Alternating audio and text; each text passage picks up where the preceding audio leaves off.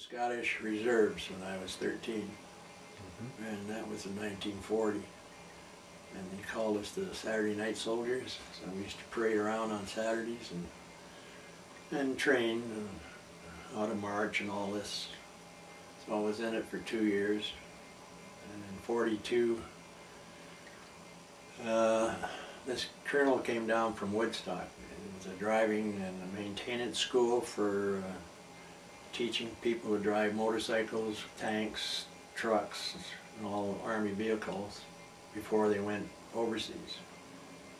So he asked for volunteers from our company, and just about everybody in our company turned active, went into the active Army, but I was still 15 years old, but by their records I was 18 because I lied when I joined. So anyway, we all went to Woodstock to be instructors, and my brother was in the Air Force. He was a fighter pilot in England, and he was shot down in the end of 42 or first part of 43, and he was a prisoner of war in Germany. And my sister was in the Navy, and she was in England as a chauffeur to an admiral, Canadian admiral. And my other sister married Leo Gagnon, and he was in the Navy, and they moved to Digby, Nova Scotia. So out of 4 kids, there was nobody left at home. And after close to a year of working at the camp, none of us had ever got any instructions, or none of us were going to be instructed. We're all garbage handlers, taking the garbage out, shoveling coal, making fires, cleaning the camp. That's all we were there for. So I told my mother I wasn't satisfied. So she went to the colonel and told him how old I was, so they discharged me.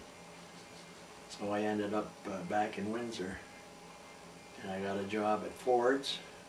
Of course, I was 18 then, so they thought.